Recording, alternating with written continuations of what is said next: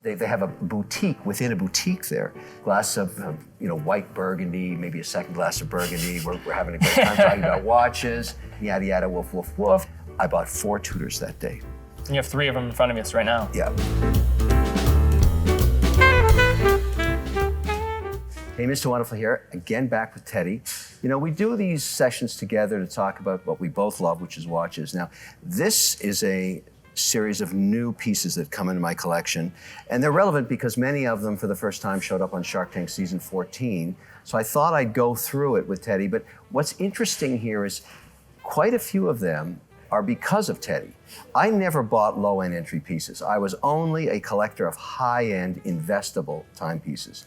And he got me into some of these brands that I never thought I would touch, including stuff like Tudor, which I thought to me was poor man's Rolex. I have a completely different appreciation of it now, and I have 4 new Tudors, we'll talk about that. But also, my key to all collecting, and Teddy knows this, is dial. Sure technology matters, sure caliber matters, sure history matters, but if the dial doesn't speak to me, I don't buy it, I don't collect it. And what's so incredible, Teddy, is the dials that you found for me in these low-end entry brands. You have some incredible ones. I'm looking at that Anordain, I'm looking at some of these Tudors. And also the use of material too. You have some bronze, you have ceramic, silver, so you're even extending beyond dial. I think you're also finding some pretty eclectic uses of different case materials that make these different and shine when you're talking about an affordable budget. Because when I think of what can brands do at an attainable range, 2 things. They're usually bound by the movement, and they don't have that many options unless they can produce things vertically within their own manufacturing process. So they have to look at cases, that's a way to differentiate, and then also their dials, like you mentioned. So I think those are the 2 areas when you're looking at these attainable ends where they can separate themselves. So I'll follow your lead. You have some amazing things. Sure, but let's talk about Anordain, because I didn't even know about these makers. And by the time this was over, they made a one-of-a-kind, Mr. Wonderful, red band, red dial. The dial's amazing, Shark Tank exclusive. Tell me about them. So Anordain was founded in 2015 in Scotland, and what they're known for is enamel dials. So enameling is using powdered glass in this just oven and baking it. The rate in which there's a lot of failure is quite high with enamel because you're trying to get these beautiful textures and different array of colors. This one has this fire truck red, I think they call it, and it's just beautiful. You have to put your name on everything, Mr. Wonderful. I did, and it says right at the bottom, Mr. Wonderful. I think it makes it priceless, but I must say, when I put this on my wrist, I remember the day we were shooting it, Lori's on my left, she always looks at my watches, and she leaned over and said, "What the hell is that?" Really? She said that? She was blown away. She said, "That's incredible, let me have a look at that." She loves my pieces, but this one was a huge hit on the set of Shark Tank. And it's $2,000. It's in the $2,000 range. And nobody asked what it cost. They just kept talking about the dial, which is what I'm all about, so I felt pretty good about that. Let's go somewhere else to an extraordinary piece. This is a very, very limited edition. I recently became an Emirati citizen, so I'm very honored. I did that for financial services that I work in all around the world. But many of the watchmakers make special series for the 50th anniversary. The UAE, United Arab Emirates, is only 50 years old. This is one of those pieces. Now, Teddy, you know this brand. Let's talk about it. It's strange because it's almost the timing of this is crazy because I just released a video on my channel looking at Nivada Grenchen. So this is their Chronomaster, this is their Aviator Sea Diver, which is a mouthful of a name, but it kind of gives the idea of what this watch is about. Chronograph, diving functionality, bidirectional bezel, and it also has some aviation themes in terms of what it's going for. So it's kind of a hodgepodge of all this craziness going on. This is a brand that has roots back to the early 20th century, but a gentleman that is involved in the watch industry. He worked at JLC, worked at Zenith prior, and he started making all of these new brands and bringing them back to life. He has Vulcane, he has Excelsior Park, but Nivada Grenchen was the one that first caught on, and this is just their Chronomaster collection. Why this is also so cool. I'm talking about a 38mm case for a chronograph. But also one of very few made for the UAE. This is the only one in North America and the only one in the world with a red band. I've not seen that one yet in person. So that's the Arabics on the dial. Yes, it's different. Very cool. Also, let's talk about where this started as brand awareness. South Pole. Yes, this was the first watch to be worn by Navy explorers to the South Pole. Yeah. Very cool. high quality. Very wonderful. Cool. Let's go. Let's pick up that Rolex right there. I'll let you explain why this Rolex is unique. So Rolex, let's be frank, sometimes they don't take the most daring risks with their designs. But you don't say. But why would they? I mean, they're gaining market share year over year, so I don't blame them. But this was released this year, and this was almost the spurring moment that created this to be the year of the GMT. And why this one is special, for one, different bezel that they've ever done, black and green, but also, what's going on here? Exactly. The crown. What is going on there? It's like the lefty. Yes. This is their lefty. So this, I would say, probably one of their more daring releases for Rolex standards, which again is not the craziest of standards for going outside of the box, but this is out there for them. It's cool. very out there and became an immensely popular watch overnight because basically you're wearing the crown on your left hand, but it's a lefty. And I think... Is that your first left-handed watch? And No, I've got other pieces. What do you think of wearing that as somebody, because you're right-handed, correct? I am, correct. Does it bother you? No, not at all. I like the uniqueness of it. Obviously, I like the look of it. But of course, I can't wear this on television, which is why I have not yet installed, it'll be being put on next week, a rubber bead. They do the best integrations with Rolex. I don't own any of this company. I just think they do a great job. And I don't rep them in any way other than to say I use them because they're really, really good bands. It'll end up on this piece. This will be in season 15 of Shark Tank, but I love it. And I've worn it, around the house with the steel band on it. Very nice. But you have to like the way that looks. I do, and I like the green and black bezel. I think it's sharp, and I don't know if that would annoy me or not when I would flex in my wrist, but I've never really given a lefty a good shot. Well, if you're going to give a lefty a good shot, it would be this one. Panerai also does this, and I have Tudor has one as well. Yeah, I have the Panerai one as well, but I think for Rolex to do this, that's a breakout, and I think it's a very collectible piece.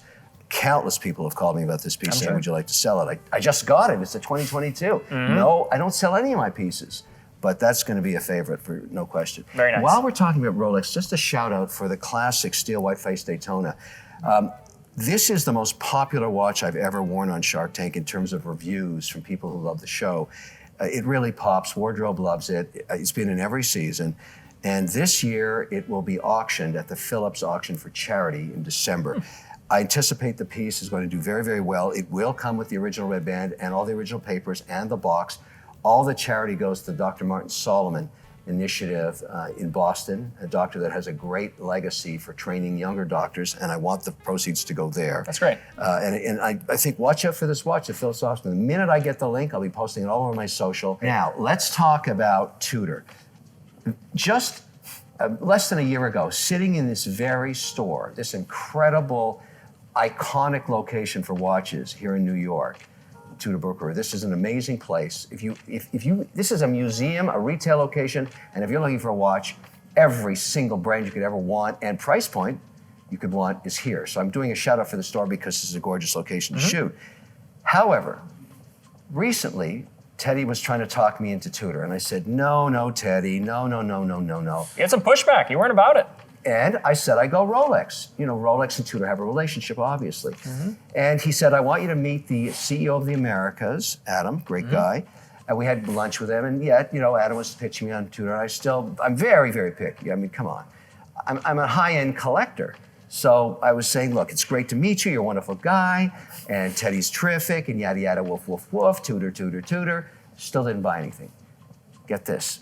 In this very store, well, not this store, the one in the meatpacking district, I was picking up a piece, and who is there? It's Adam, the CEO. And they have a boutique within a boutique there. And so we start talking, glass of white Burgundy, maybe a second glass of Burgundy. We're having a great time talking about watches. And he starts telling me about a Tudor made out of silver. You know my rule. You're not a collector of a brand or a mark or a maison unless you have 3 pieces. That's the minimum. You're just dabbling if you have 1. You have to show commitment to the brand if you're going to be a collector. That's 3. I bought 4 Tudors that day. And you have 3 of them in front of you right now. Yeah. So let's talk about that. So you mentioned the silver. This came out last year. So this is their Black Bay 58. Yeah. So 58 is known for the 39 millimeter case. I own one as well in the navy version. But this is talking about differentiating with material, full silver case. Also, they change up their the alloy for some of their just metal so that they're able to have this patina in a really nice way.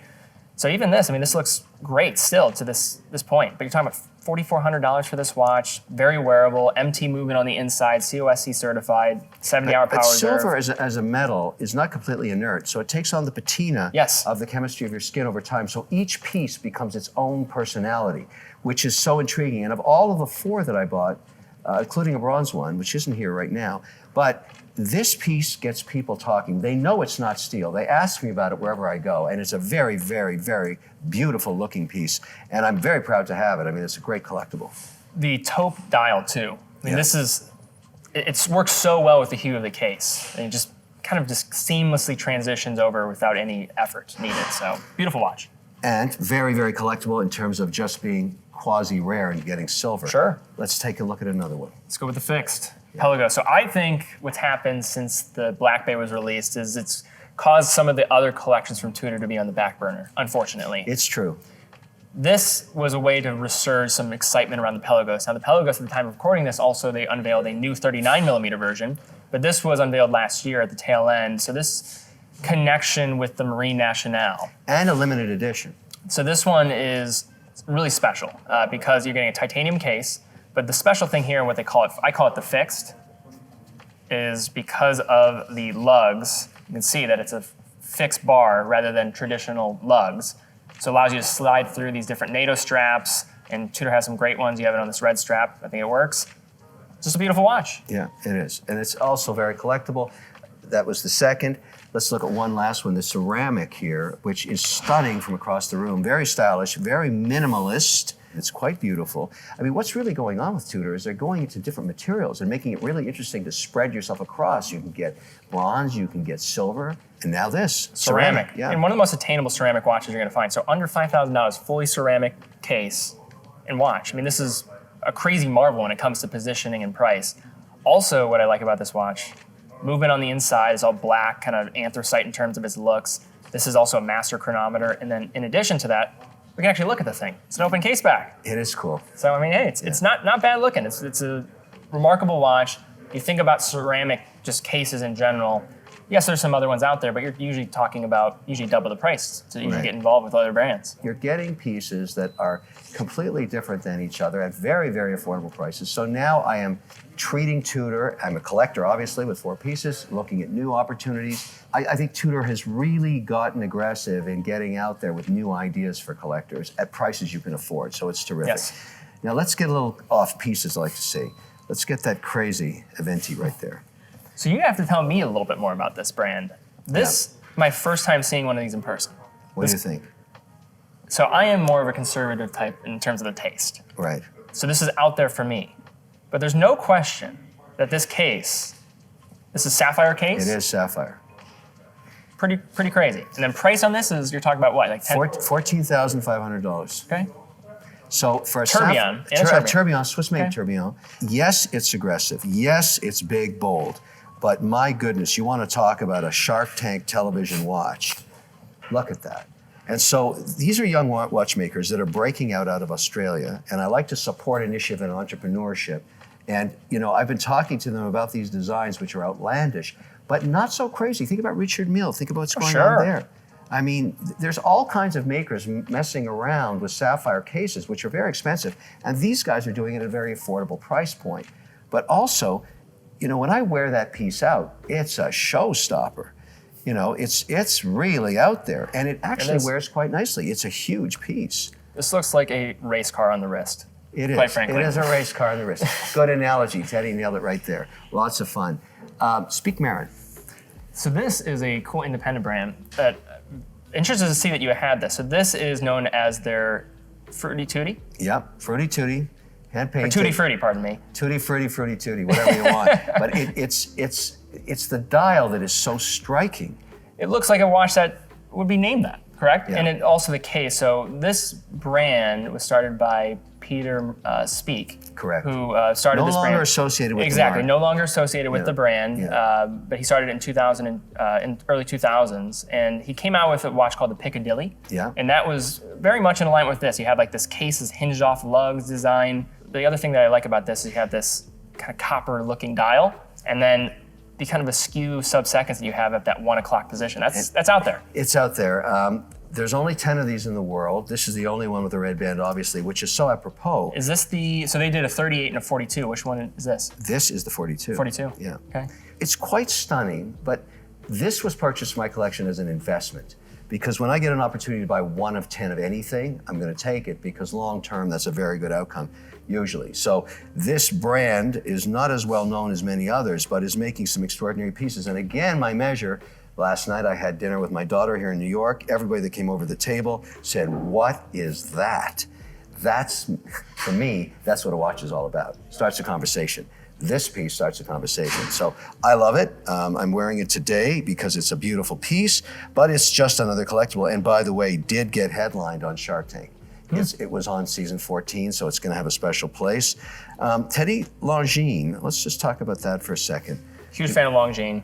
Yeah. In terms of the $1,500 to like $4,000 price range, among the best.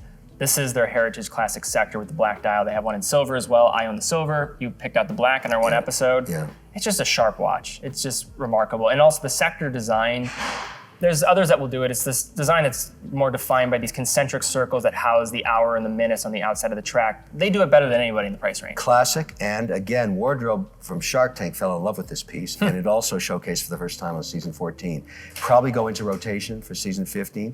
It looks so great on television, and you're looking for those dials. This is so unique. There's nothing quite like it, and it's got a lot of interesting elements to it in terms of a standout look, clean, crisp. Symmetry. Look at the symmetry on Beautiful that. symmetry, and an incredibly affordable piece. Yeah, you're talking about $2,500 on the bracelet. I mean, if you haven't looked at Longines and you're just starting your journey into collecting, there's so many opportunities there for under $5,000 that are fantastic pieces. This is one of my Now, favorites I think, too. let's see, what's left? We haven't talked about Hamilton in Sure, a while. let's do it.